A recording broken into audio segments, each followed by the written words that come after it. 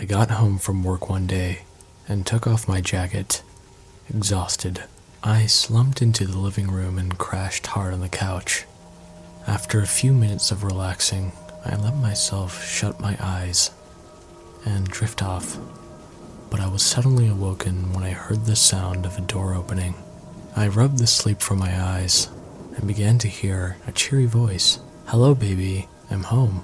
I could recognize that voice anywhere. It sounded so uplifting and friendly to the ear. It belonged to the beautiful woman that I married only a few months before.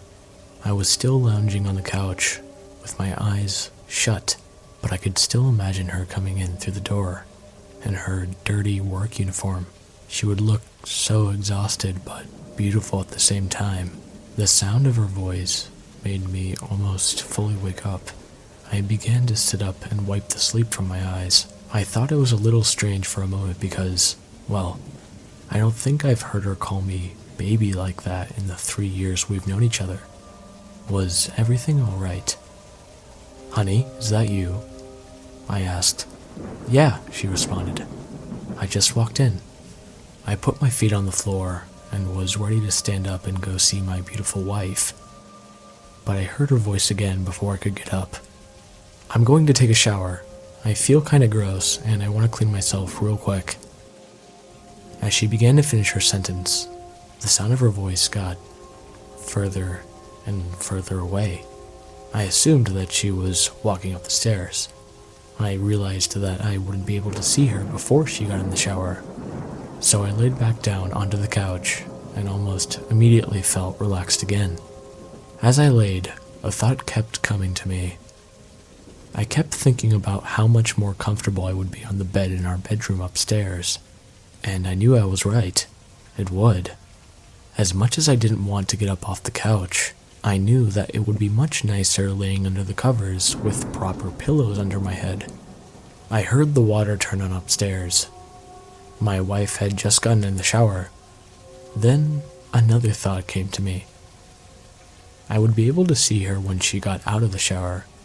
She would feel clean and pretty once again, and she'd be fully ready to sit and talk with me about her day. It only took another few seconds before I was fully convinced. I began to sluggishly rise off the couch and make the long trek over to the stairs in the front hallway. I started to slowly ascend them, but I froze when I heard the front door open behind me. I nervously wheeled around and saw my beautiful wife standing in the doorway.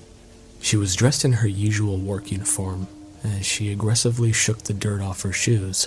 She finally looked up and spotted me on the stairs. "Hello, dearest," she greeted. I did not respond. I stared at my wife, agape. She took off her purse and withdrew her phone.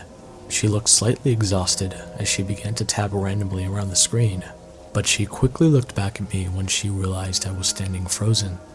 Her face became concerned. "Is everything all right?" she asked after a moment of silence.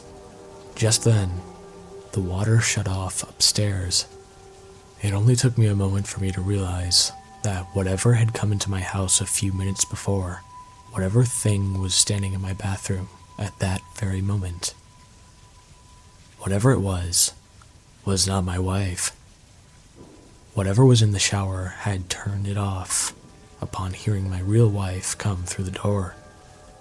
I quickly turned back around and bolted up the stairs, focusing my attention on the closed bathroom door ahead of me. I threw it open and looked over at the shower.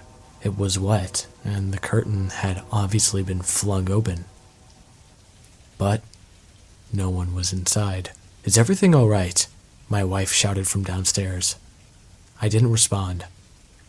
I looked around the bathroom for any trace of the thing that was in there. I spotted a trail of wet footprints next to the shower, and then I spotted a trail of wet footprints next to the shower. I followed them over to the bathroom window. It was wide open, which allowed for a large gust of wind to waft through the house. I peered out the window and saw deep claw marks in the grass outside. They were inhumanly large, and they led into the forest behind our house. We've moved since then.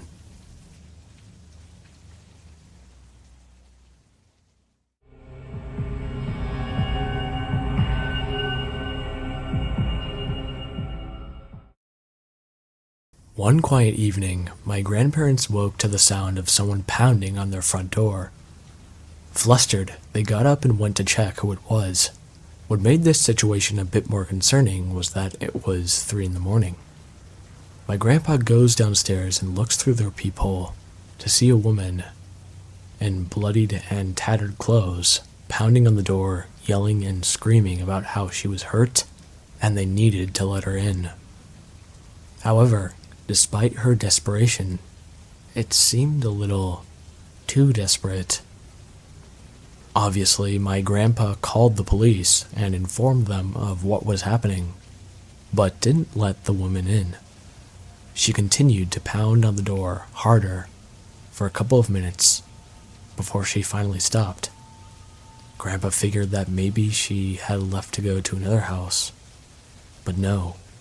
He looked through the peephole and saw the lady staring right at him with no expression on her face.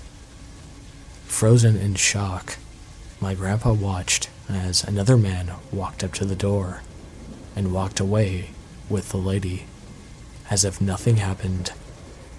I don't know what happened afterward, if the police ever caught them, but I still think about Grandpa's story to this day, and it gives me chills every time.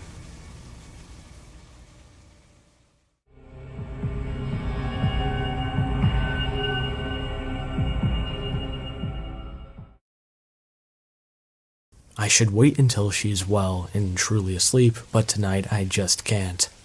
At dinner, I slip some crushed up sleeping tablets into her soup, hoping she won't notice.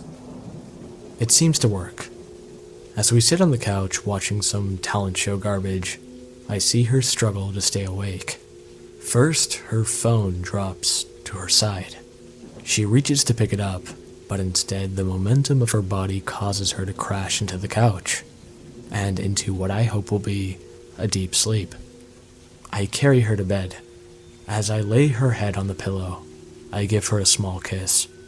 "I love you," she says to me in a mumble. She then turns around and continues her slumber. With my wife out of the picture, I'm free to finish my deed. I enter the cellar to find the boy where I left him, lashed to the operating table, blood stains from precious victims pooled and dried around him, his mouth gagged. I lean in close, his fear palpable.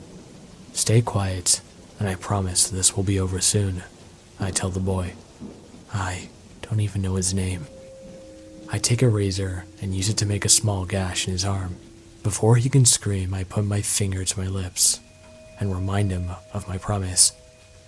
I then unbuckle his cut arm, releasing the wounded limb, making sure to get as much of his blood on the table and leather shackle as possible. I then undo his other restraints, first his other hand, then I point for him to release his feet.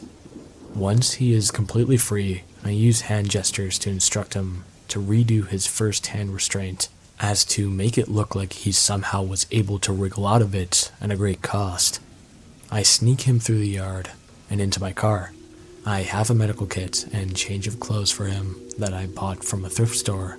I try to get his name, but there is a language barrier that neither of us seem too bothered with. I drop the boy off at a police station a few towns over. I doubt he would go in, but I figure I would give him a chance. Illegals tend not to trust the police. I return home and go to bed. It's just after 4, and I have to be up for work at 7. My wife is still sleeping soundly. She will most likely wake with me, and once I've gone to work, she will discover her latest victim has escaped. I pray he will be the last. I don't know how many victims there have been, but I know that because of me, 2 of them have escaped. I don't know why she does it. I really don't. I just know I can't bear to see her kill another child.